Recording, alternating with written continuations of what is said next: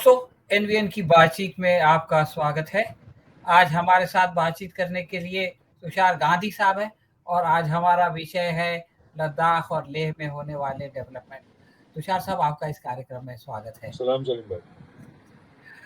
तो आज जो लोग सोशल मीडिया या मेन स्ट्रीम मीडिया देख रहे हैं वो ये देख रहे हैं कि लेह के अंदर क्या हो रहा है, लेकिन ये कोई ऐसी घटना नहीं है जो अभी शुरू हुई है। हम लोगों को याद है 5 अगस्त 2019 को हमारे गृह मंत्री ने जो है वो संसद में जम्मू कश्मीर के 2 हिस्से कर दिए थे।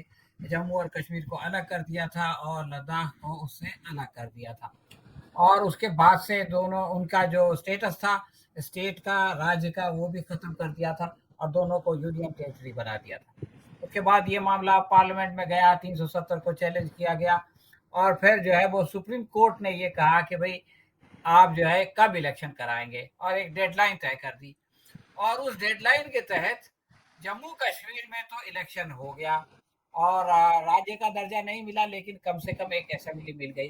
लोगों के अपने जो है वो नुमाइंदे वहां पर पहुंच गए लेफ्टिनेंट गवर्नर के तहत। लेकिन लद्दाख में वो भी नहीं हुआ और अब जो है वहां पर एजिटेशन जो चल रहा था इतने दिनों से अब और ज्यादा तीव्र हो गया। और आज हमने देखा कि लद्दाख जहां से कि बीजेपी का सांसद आता था, इस बार नहीं आया लेकिन इससे पहले बीजेपी का सांसद वहां से था। आज वहां पर बीजेपी के दफ्तर पे हमला हुआ और बीजेपी का झंडा लोगों ने उखाड़ के उस दफ्तर पे से फेंक दिया और उसको आग लगा दी। तो ये जो कुछ भी हुआ है बिल्कुल नेपाल जैसा मंजर का जो है वो जेन जी का दिखाई दिया। तो ये सारे डेवलपमेंट को तुषार साहब आप कैसे देखते हैं? सलीम भाई, इसमें स्पष्ट बात है कि जो वादा करके बीजेपी सरकार मुकर गई है, लद्दाख के लोगों से जो वादा किया था कि 6th शेड्यूल को वो लोग इम्प्लीमेंट कराएंगे और लद्दाख की जो ऑटोनॉमी की डिमांड थी उसके बारे में भी सहानुभूति से बीजेपी कार्य करेगी। वो सारी चीज़ों पर वादे से मुकर जाने की ये है। सोनम वांगचुक के तीसरी दफ़ा उपोषण पे बैठे हैं और फिर भी उनके उनको देशद्रोही कहना, उनको अर्बन नक्सल की तरह ट्रीट करना, उसके सिवा कोई भी ऐसा कदम केंद्र सरकार ने या लेफ्टिनेंट गवर्नर ने नहीं उठाया जिससे लद्दाख के लोगों को आश्वासन मिले कि ये सरकार उनकी मांगों को सहानुभूति से देख रही है।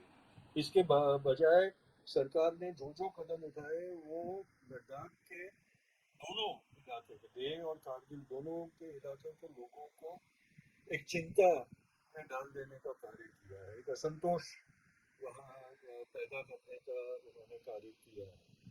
तो इसका ये अंजाम दिख रहा है कि आज वहाँ हमें आगजनी और असंतोष दिखाई दे रहा है और उसकी अब ये चिंता हो रही है कि कहीं जो उत्तर पूर्व में हो रहा है मणिपुर में, वैसा ही सिचुएशन हमारे पश्चिम उत्तर में जो एक सेंसिटिव इलाका है उसमें भी उसी तरह की अराजकता और असंतोष फैल जाएगा। और लगता नहीं है कि बीजेपी की सरकार को जरा भी इसकी परवाह हो।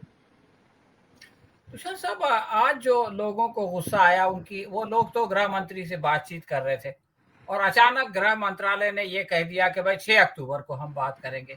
और लोगों ने कहा कि ये जो यूनिलैटरल डिसीजन ले लिया गया, ये जो फैसला थोप दिया गया, और इस तरह से हम नहीं कह सकते। आपस में जब बातचीत हो रही है तो दोनों को मिलकर एक डेट तय करनी चाहिए, लेकिन सेंट्रल गवर्नमेंट ने इसको जरूरी नहीं समझा और ये कह दिया कि जाओ 6 अक्टूबर को आपसे बात करेंगे। उसके बाद जो है वो लोग जो ये कह रहे थे लद्दाख लेह अपेक्स बॉडी के लोग, कि भाई लोगों का जो है वो खत्म हो रहा है, लोगों का पेशेंस खत्म हो रहा है, लोगों से सब्र नहीं हो रहा है। अचानक वो सब्र का पैमाना लबरेज हो गया। तो ये जो सरकार का एटीट्यूड है कि हम 6 तारीख को बात करेंगे, तब तक जाइए, तो इससे कैसे बात बनेगी तुषार साहब? यही मुश्किल है। केंद्र सरकार जो है वो एक हुकुमशाही सरकार बन गई है। वो जनता के बारे में सोचती नहीं है, वो अपनी ही बात पर अड़ी रहती है और जैसे कि वो कहे वही चलना चाहिए, ऐसा रवैया। हम जानते हैं कि हमारे गृह मंत्री है वो लोकशाही में आस्था नहीं रखते। उनको उनकी तवज्जो लोकशाही के साथ नहीं है, वो संविधान को मानते नहीं है। पर उन्होंने ये जानना चाहिए कि हम लोकतंत्र है और इसमें लोगों की मर्जी से सरकार ने चलना होता है, सरकार की मर्जी से लोगों को चलना नहीं होता। तो ये बात जब तक वो समझेंगे नहीं तब तक इसी तरीके का अंजाम हमें भुगतना पड़ेगा। लोगों का असंतोष जायज़ है और लोगों का विरोध करना भी जायज़ है। जब उनको सरकार से संतुष्ट ना हो तो उनका विरोध करना जायज़ है। सरकार का ये फ़र्ज़ होता है कि लोगों का असंतोष मिटाने के लिए वो कदम उठाती हुई दिखाई दे, जो नहीं दिखाई दे रहा। और प्रधानमंत्री जी अपने मौन व्रत में से बाज नहीं आते, उनको जैसे कोई परवाह ना हो। उनको विदेश के दौरों की परवाह ज़्यादा दिखती है। विदेश को में कुछ होता है तो उनके संदेश एकदम से पहुंच जाते हैं विदेश की ताकतों के साथ, लेकिन देश में जब कुछ होता है, कांड होता है, तो देश के लोगों के साथ उनको कोई हमदर्दी हो ऐसा दिखाई नहीं दे रहा। तो ये दो चीज जो है वो लोगों में असंतोष पैदा कर रही है और उसका अंजाम अब दिखाई देता है। तुषार साहब, अभी जो बातें आ रही हैं वहां से छठ के, उसमें ये है कि वो लोग चार मेन डिमांड कर रहे हैं।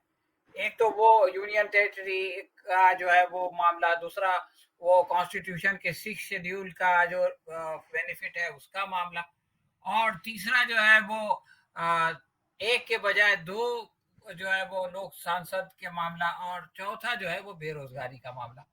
अब केंद्र सरकार का मामला ये है कि वो ये बोलती है ठीक है भाई, एक के बजाय दो सांसद चलेगा, इसलिए कि उसकी भी समझ में आ गया, पिछली बार बीजेपी का सांसद था, इस बार नहीं आया, दो होंगे तो शायद एक आ जाएगा।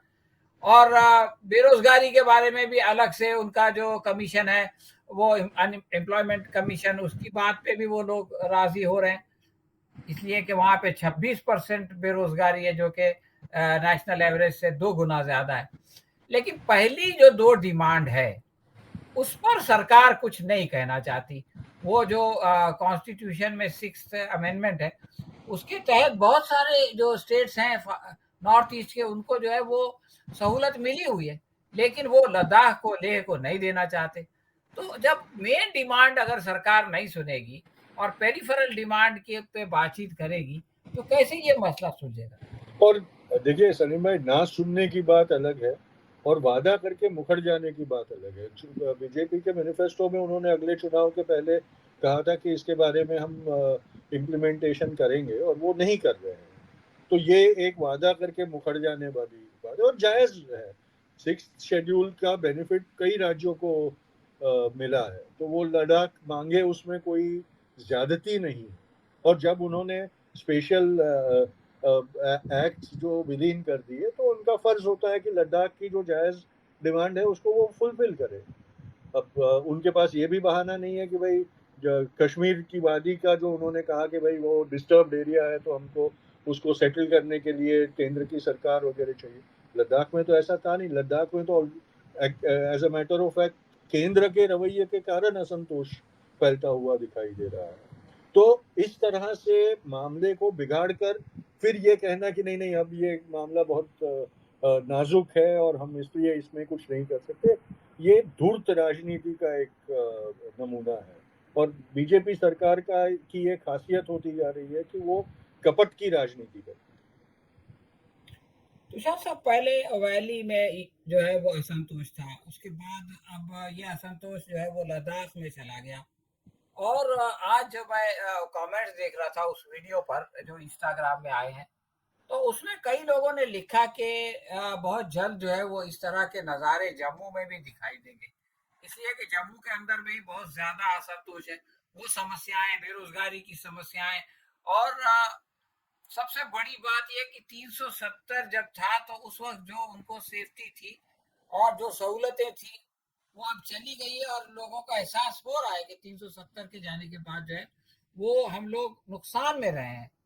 तो अगर कल को जम्मू में भी ये चीजें शुरू हो जाएं, वैली में पहले से हैं और सरकार की नीतियों की वजह से बढ़ती है, आप तो वहां से जाके भी आए हैं, आपने वहां पर ग्राउंड है। रियलिटीज बिल्कुल को देखा है। बिल्कुल बिल्कुल। तो लद्दाख का वो इलाका जो कि चीन की वजह से, जहां पर चीन ने वो भी किया, और उसकी वजह से गलवान में जो कुछ हुआ वो हम सब जानते हैं।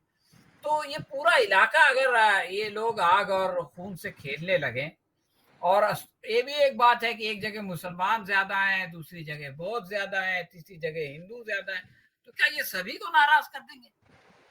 ये देखिए, यही मुसीबत जब डिवीजन वाली राजनीति करते हैं तो वो डिविजन्स अपने को भी नुकसान पहुंचाते हैं। ये बात बीजेपी को अब समझने आने लगनी चाहिए, क्योंकि ये जो धर्म के नाम पर, जात के नाम पर, रीजन के नाम पर उन्होंने डिवाइड करने की पॉलिसी इख्तियार की अपनी सत्ता मजबूत करने के लिए, उसका नतीजा अब भुगतना पड़ रहा है। और ये ज्यादा ज्यादा करके भुगतेगा, क्योंकि सपनों की सौदागरी करके राजनीति नहीं की जा सकती। वास्तविकता लोगों को समझ में आती है, और वही अब हो रहा है। जम्मू में भी वही हो रहा है।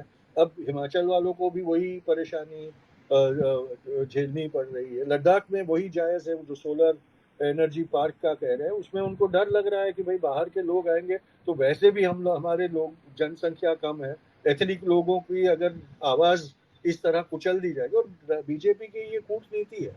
वैली में भी जो 370 हटाने का उनका वो था, वो यही था कि हम वैली को फ्लड कर देंगे बाकी भारत के लोगों से, ताकि कश्मीर के लोगों की आवाज उठ ना पाए। और यही चीज वो लोग लद्दाख में करना चाह रहे हैं, और लद्दाख के लोग समझ गए हैं। इसलिए भी असंतोष है कि भाई हमारे अस्तित्व को अगर आप मिटाना चाहते। लद्दाख एक ऐसी जगह है जहाँ मुस्लिम और बौद्ध और वहाँ के जो ओरिजिनल लोग हैं, उनकी संस्कृति और उनकी आइडेंटिटी को प्रोटेक्ट करना बहुत जरूरी है उनके लिए, उनके खुद के अस्तित्व के लिए। तो जब उनको ये डर लगेगा कि भाई यही तो हमको हमारा अस्तित्व ही मिटा देने की राजनीति कर रहे हैं, तो असंतोष फैलेगा। ये स्वाभाविक। तुषार साहब, सोनम वांगचुक वहाँ पर जो है वो बहुत लंबे समय से अपना आंदोलन चला रहे हैं, और वो वहाँ भी उन्होंने आंदोलन चलाया, दिल्ली भी आए, जंतर मंतर पे भी उन्होंने उसको आगे बढ़ाया, और अभी भी वो सत्याग्रह कर ही रहे थे। लेकिन ये जब वायलेंस हो गया, तो उसके बाद उन्होंने अपनी बहुत नाराजगी का इजहार किया, और फिर ये कि उन्होंने अपना एजिटेशन भी खत्म कर दिया। जबकि वो ये कह रहे थे, उन्होंने ये कहा कि ये नेचुरल है, और इस मतलब ये कि सरकार की वजह से यही एक्सपेक्टेड था। अगर सरकार उनकी बातें मान लेती तो बीजेपी का ही फायदा होता, और अगर नहीं मानेगी तो उसका नुकसान होगा, और वो नुकसान हो रहा है। तो उन्होंने अचानक ये कदम पीछे क्यों हटाया, और इस नाजुक मौके पर उन्होंने अपना सत्याग्रह क्यों खत्म किया आपके ख्याल? ये मुझे लगता है कि गलत कदम है, क्योंकि ये जो वायलेंस हो रहा था वो सोनम वांगचुक के कारण नहीं हो रहा था। ये वायलेंस बीजेपी की कूटनीतियों के कारण हो रहा था। सोनम वांगचुक ने इसमें अपना जो एक जायज और एथिकली और मॉरली जो एजिटेशन करने का रवैया था, उसको इस तरह से कमजोर नहीं करना चाहिए था। मुझे लगता है कि ये लद्दाख के लिए और सोनम वांगचुक के लिए ये एक गलत कदम है, ये एक भूल है। तुषार साहब, नेपाल के बाद जब राहुल गांधी ने ये बात कही थी कि लोकतंत्र की रक्षा जो है वो जेन जी करेगी, तो अचानक एक हंगामा खड़ा कर दिया गया कि राहुल गांधी जो है वो अर्बन नक्सल हैं, और वो भारत में जो है वो इसी तरह की अराजकता लाना चाहते हैं, और वो इस अराजकता के जो है वो जरिए सत्ता में आना चाहते हैं, और एक बहुत सारा कुछ हुआ। लेकिन बहरहाल जो नवयुवक हैं, उनकी जो समस्याएं हैं, उनको लेकर के उनके अंदर बेचैनी तो है ही है, और उसका जो है वो एक्सप्रेशन भी हो रहा है। अभी प्रधानमंत्री 28 महीने के बाद मणिपुर गए, तो वहां पर भी वो जा नहीं सके लोगों के बीच में, और लोगों से मिल नहीं सके, बल्कि कुछ लोगों को अपने पास बुला लिया और कुछ कैमरे के सामने नौटंकी कर दी, उससे ज्यादा नहीं कर सके। अब लेह में भी जो है वो खुद गृह मंत्री भी नहीं जा सकेंगे, और फिर जम्मू में ये सूरत हाल होगी, फिर हिमाचल आपने बताया कि वहां भी असंतोष है। तो आखिर ये अगर इस तरह का असंतोष फैलता रहा और पूरे देश में फैल गया, तो इसको बीजेपी कैसे हैंडल करेगी? और जो लोग इस असंतोष की बात करते हैं, उनको आप जो है वो अर्बन नक्सल करके बदनाम करने लगे, तो फिर रास्ता कहाँ बचेगा? देखिए सलीम भाई, ये बीजेपी का ही खुद का बनाया हुआ एक संकट है, जो अब उनको काटने आया है। उन्होंने लोगों को डिवाइड किया अपनी सत्ता कैप्चर करने के लिए, अपनी सत्ता को और ज्यादा मजबूत करने के लिए। अब उसका अंजाम उनको भुगतना ही पड़ेगा। इसमें सिर्फ एक बदनसीबी हमारी ये है कि इसका अंजाम सिर्फ बीजेपी को नहीं भुगतना पड़ रहा है, लेकिन हमको भी भुगतना पड़ेगा, देशवासियों को भी इसका अंजाम भुगतना पड़ेगा। लेकिन इसकी जिम्मेदारी प्रधानमंत्री और उनके नेताओं की है, आरएसएस की है, जिन लोगों ने स्वतंत्रता संग्राम से लेकर आज तक 100 साल उनके अस्तित्व के, उन्होंने लोगों को बांटने की राजनीति और नीतियों में ही गुजारे हैं। उसका अब अंजाम हमें भुगतना पड़ रहा है, जब सब जगह असंतोष। देखिए, हमने अभी अभी देखा महाराष्ट्र में मराठाओं का जो एजिटेशन हुआ, और उसके चलते जो दूसरे लोगों में, दूसरी जातियों में भी एक रोष पैदा हो रहा है, वो हम महाराष्ट्र में देख रहे हैं। सारी जगहों पे युवाओं में असंतोष है बेरोजगारी के चलते। शिक्षण प्रणाली, शिक्षण व्यवस्था का जो निजीकरण होकर उच्च शिक्षा जो गरीबों के हाथ से छूटी जा रही है, उसका असंतोष है। और उसके बारे में कुछ ना करते हुए बीजेपी ने जो युवाओं को धर्म का एक नशा चढ़ा के रखा है, वो टिक नहीं सकता।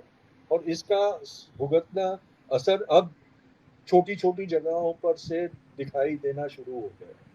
यही चीज राहुल ने कही है, उससे ज्यादा कुछ कहा नहीं। उन्होंने कोई असंतोष भड़काने के लिए नहीं किया, कहा है उन्होंने उस असंतोष को पहचान कर चेतावनी दी है कि भाई अगर ये ठीक नहीं हुआ तो ये जो हमारे जो नेबरहुड में हो रहा है वो शायद हमारे वहां भी हो सकता है।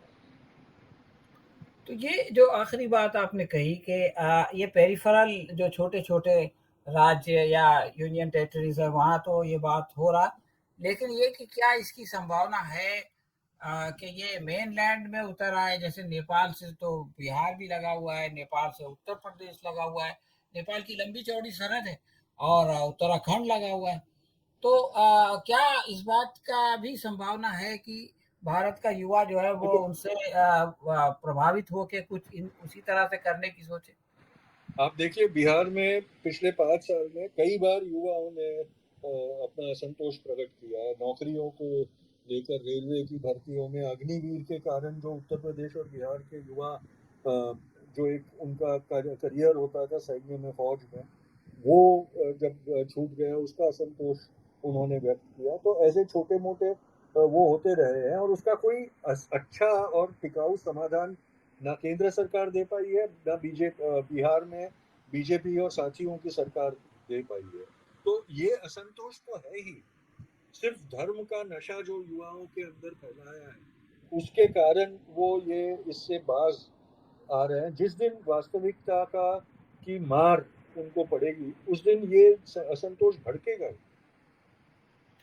तो दोस्तों हमने सुना तुषार साहब ने बताया कि ये किस तरह से लोगों में, युवकों में असंतोष है और इसको अगर ये सरकार की जिम्मेदारी है कि वो इसको एड्रेस करे, उसको जो है वो नशा पिला के उसकी तरफ से ध्यान हटाने से काम नहीं चलेगा। इसलिए कि नशा जो है वो एक टेम्पररी चीज़ होती है और वो उतर जाता है और जब इंसान को होश आता है तो फिर वो अपनी समस्याओं के बारे में गंभीरता से सोचता है।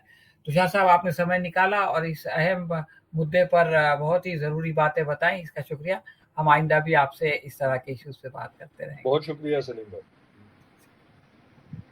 सलाम।